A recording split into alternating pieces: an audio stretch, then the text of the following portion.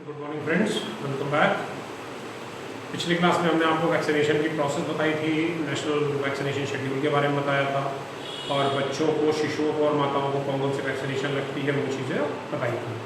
अब इस वीडियो में हम बात करेंगे कि वैक्सीन को हम रखते कैसे हैं, वैक्सीन सेंसिटिविटी की। कौन सी वैक्सीन कोल्ड सेंसिटिव होती है, कौन सी वैक्सीन हीट सेंसिटिव होती है, अब किस किस टेम्परेचर पे उसको रखा जाता है, वैक्सीनेशन को सेफ रखने के लिए जो कोल्ड चेन डेवलप की जाती है उसके कितने पार्ट्स होते हैं, और नर्सेज की रिस्पॉन्सिबिलिटी क्या होती है एज एएनएम वर्कर। तो पहली चीज़ तो हम बात करते हैं कि एएनएम की रिस्पॉन्सिबिलिटी क्या होती है, नर्सेज की रिस्पॉन्सिबिलिटी क्या होती है। तो पहले रिस्पॉन्सिबिलिटी होती है कि वैक्सीन कैरियर, हब कटर, जो वैक्सीनेशन कार्ड है, जो रजिस्टर है, उसको आप मेंटेन रखिए। सेकेंड अब है कि रेड एंड ब्लैक पॉलिथीन्स, जो थैला होता है, टीकाकरण संबंधी कचरा, जो डस्टबिन होती है, जो बायोडिग्रेडेबल, नॉन बायोडिग्रेडेबल डस्टबिन है, उनको आप अलग अलग करके रखेंगे। थर्ड पॉइंट है वैक्सीन वॉयल के लेबल्स आप चेक कर लीजिए, उसकी एक्सपायरी डेट चेक कर लीजिए, वीवीएम की जांच कर लीजिए, सिरिंज जांच लीजिए, डायलूनेट वॉयल के रैपर, लेबल, एक्सपायरी डेट सब कुछ प्रॉपरली चेक कर लीजिए। टी सीरीज़ की डीपीटी, टीटी, हेपेटाइटिस की जो भी है टीके, उस सिरिंज भरने से पहले शीशी को हल्का सा हिला लीजिए, क्योंकि वो कभी कभी होता है प्रेसिपिटेट होकर नीचे बैठ जाती है, तो जब आप उसको हिला लेंगे तो अच्छे से मिल जाएगा। अदरवाइज होगा क्या कि जो उसका डिस्टिल वाटर होता है वो आएगा और वैक्सीन बड़ी कम आएगी। नेक्स्ट, हर वैक्सीन के वॉयल पे और डायलेंट पे आप नंबर लिखते चलिए कि ये वैक्सीन का वॉयल क्या है, ये वैक्सीन का वॉयल इतने का है। लाभार्थियों का जो है उनका वेलकम करिए, उनकी जांच करिए कि कौन सा वो जो कार्ड लेके आएंगे अपने साथ, कि कौन सा टीका लग चुका है, कौन सा टीका लगने वाला है। अगर कोई एडवर्स कंडीशन है, मान लीजिए बच्चे को लगातार खांसी हो रही है, बुखार है कंटिन्यूस, या बच्चा उस स्थिति में नहीं है कि उसको हम टीका लगा सके, तो उनको बेटर सजेशन करिएगा, आप 1 हफ्ते बाद आ जाइएगा, मतलब शेड्यूल के अंदर ही 1 हफ्ते बाद आ जाइएगा, जल्दी आ जाइएगा, कल परसों बच्चे की तबीयत सही हो जाता है। नेक्स्ट है कि टीके के बारे में बताइए, कौन सा टीका है, किस बीमारी से बचाता है, क्या करता है। And again the hygienic procedure, कि अपने हाथ को धो लीजिए, नई एडो सिरिंज ले लीजिए, और सारा जो भी मिक्सचर आपने लिया है वो डिस्पोजेबल सिरिंज का इस्तेमाल करिए। बीसीजी है, खसरा है, जैपनीज इंसेफ्लाइटिस है, इनको मिश्रण जो आया हुआ है, आपका घोल आया है बीसीजी का, वो यूज़ करिए। सिरिंज के हब को तुरंत हटा के हब कटर से उसको काट दीजिए, क्योंकि सिरिंज नेक्स्ट यूज़ नहीं होनी चाहिए, एक सिरिंज एक बार में। देन मिश्रण में जो भी वॉयल लिखा है, जो भी चीज़ें आपने वॉयल पे नंबर डाल दिया, टाइमिंग आपने ओपनिंग की वॉयल की डाल दी, तो ये चीज़ याद रखिएगा कि उस वॉयल को आप मात्र 4 घंटे यूज़ कर सकते हैं। अगर एक वॉयल आपने सुबह 10 बजे खोला है और वैक्सीनेशन की प्रोसेस आप चल रहे हैं, तो उस वॉयल को मैक्सिमम टू मैक्स आप 1.5 बजे तक यूज़ कर सकते हैं, दोपहर तक। 4 घंटा आइडियल है, बट आप 3.5 घंटा ही लेके चलें। इन केस अगर कोई वैक्सीनेशन कराने नहीं आता, कम लोग आते हैं, कम बच्चे आते हैं और आपका वॉयल बचा रहता है, तो सेफली उस वॉयल को डिस्ट्रॉय कर दीजिए।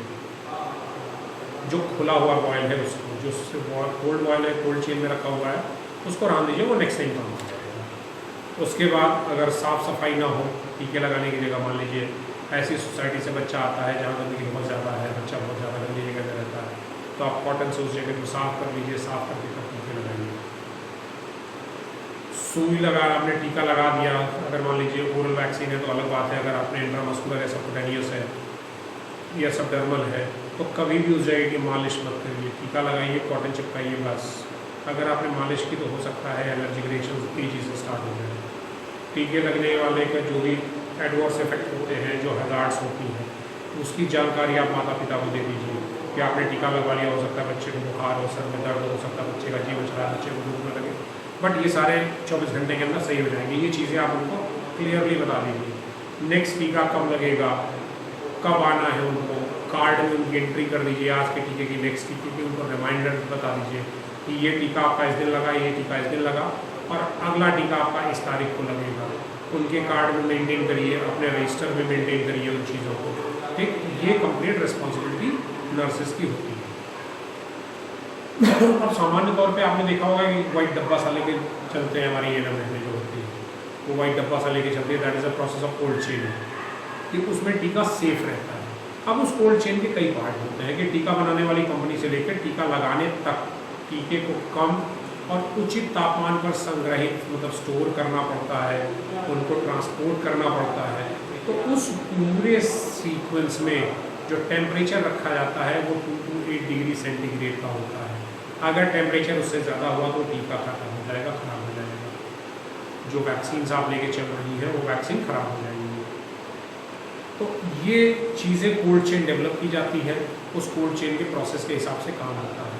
अब कोल्ड चेन की बेनिफिट क्या है? पहली चीज़ डायरेक्ट सनलाइट से बचाना, क्योंकि गर्मी के कारण रिएक्शंस होंगी, टीका हो सकता है ज़्यादा बॉइलिंग हो जाए, ज़्यादा ख़राब हो जाए, या जो बैक्टीरिया वायरस आप लेके चल रहे हैं लाइव वैक्सीन है तो हो सकता है वो मर जाए। नेक्स्ट, जो कंटिन्यूटी है वो बनाए रखना टीकों की, शॉर्टेज ना हो जाए कहीं। नेक्स्ट, उपयोगी उपकरण और विद्युत आपूर्ति की जानकारी रखना और टीकों को प्रभावशाली बनाए रखना। अब जो लेके चलते हैं आप कोल्ड चेन में, उसमें क्या क्या इक्विपमेंट होते हैं? तो पहली चीज़ वैक्सीन कैरियर होता है जो वाइट वाला डब्बा होता है। उसके बाद कोल्ड पैक्स होते हैं, उसमें आइस पैक्स रखे रहते हैं। देन डे कैरियर होते हैं। उसके बाद आइस लाइन होता है। आइस लाइन के बाद वॉक इन कूलर होता है, डीप फ्रीजर होता है, कोल्ड बॉक्स। तो वैक्सीन कैरियर छोटे गांव में, स्वास्थ्य केंद्रों में, कस्बों में वैक्सीन ले जाने के लिए उपयुक्त होते हैं। वैक्सीन कैरियर कम वजन के होते हैं, ऊष्मा रोकने वाले पदार्थों से जैसे थर्माकोल और बाकी चीज़ों से बने होते हैं। उनको आसानी से कंधे पर लटकाता है। अंदर बर्फ़ के 4 बड़े पैक्स डाल दिए जाते हैं जो एक दूसरे को ढके रहते हैं। डब्बे में रखे गए बर्फ़ का ढक्कन ठीक से बंद है तो अंदर का टेम्परेचर आराम से 2 दिन तक वो ठंडा रह सकता है टीका। उसके बाद कोल्ड पैक्स आते हैं।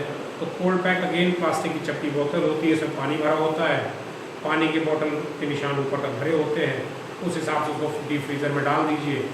ध्यान ये रखना होता है कि बोतल के पानी में नमक हो, salt again cancellation. Next, day carrier. Day carrier ऐसे उपकरण होते हैं कि आज आपने लिया और आज ही आप टीका लगा के उसको खत्म कर दीजिए। अगर आज आपने टीका नहीं लगाया तो वो टीका खत्म हो जाता है, खराब हो जाता है। Next, ice line.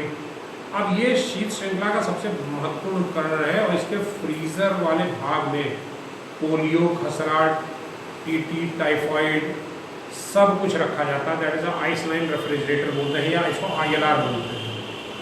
ILR में सारे टीके रखे जाते हैं। उसके बाद वॉकिंग कूलर्स होते हैं, बड़े बड़े रेफ्रिजरेटर होते हैं कमरे की तरह। आप अंदर चले गए, वैक्सीन रखी है, निकाल लाए, फिर जब जरूरत नहीं है वहाँ ले जाके आप रखते हैं। नेक्स्ट, कोल्ड बॉक्सेस होते हैं। डीप फ्रीजर होता है -15 to 25 डिग्री सेंटीग्रेड तक। कोल्ड बॉक्सेस होते हैं जिसमें 5 लीटर, 10 लीटर, 20 लीटर, 25 लीटर की क्षमता। अब स्टोरेज कैसे किया जाता है? तो 2 तरह की होती है वैक्सीन। पहली, हीट सेंसिटिव। हीट सेंसिटिव को हमको ठंडे में रखना है, कोल्ड सेंसिटिव उनको गर्म में रखना है। अब हीट सेंसिटिव को बहुत कम ILR में भंडारण करते समय ताप की संवेदनशीलता का ध्यान रखना चाहिए। टीकों को ताप संवेदनशीलता घटते हुए क्रम के अनुसार है। किसको सबसे कम टेम्परेचर चाहिए, किसको सबसे कि कौन टेम्परेचर रेजिस्टेंस कम होता है, कौन टेम्परेचर रेजिस्टेंस ज़्यादा होता है। तो सबसे ज़्यादा जो टेम्परेचर सेंसिटिव होता है वो पोलियो, उसके बाद खसरा के बाद DGT, उसके बाद TT, देन BCG और उसके बाद हेपाटाइटिस B। हेपाटाइटिस B का टीका सबसे कम हीट सेंसिटिव होता है।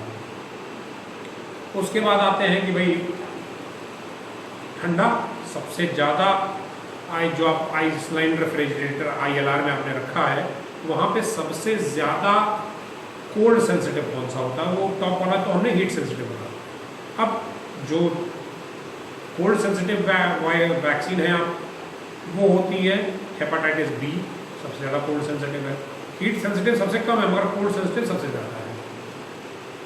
नेक्स्ट, DPT, देन TT के बाद डाइलेंट, उसके बाद DPT, पेंटालेंट, हेपाटाइटिस B, BCG, खसरा और पोलियो। ये जो क्रम इधर से उधर था वो ऊपर से नीचे हो गया, असेंडिंग एंड डिसेंडिंग में। हीट सेंसिटिव में पोलियो, खसरा, DGT, TT, BCG, hepatitis B। और कोल्ड सेंसिटिव में hepatitis B, BCG, TT, DGT, खसरा और पोलियो। वही उल्टा हो गया दूसरे सॉरी। अब इसके बाद जो आपका टॉपिक बचता है उस टॉपिक को हम बोलते हैं कि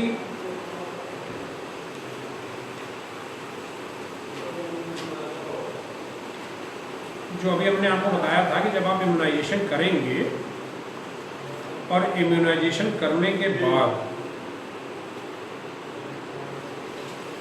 वैक्सीन्स जो अभी आपको हमने बताई, मीजल वैक्सीन, रोटा वैक्सीन, पोलियो की वैक्सीन्स, तो इन वैक्सीन्स अलग अलग वैक्सीन किस तरह की होती है, कब यूज़ किया जाता है, किस प्रकार की होती है ये, और आप रिपोर्ट्स और रिकॉर्ड्स अपने कैसे मेंटेन करेंगे, ये हम आपको नेक्स्ट क्लास में पढ़ाएंगे। इस क्लास ये वैक्सीनेशन का चैप्टर यहीं पे ख़त्म होता है। Thank you.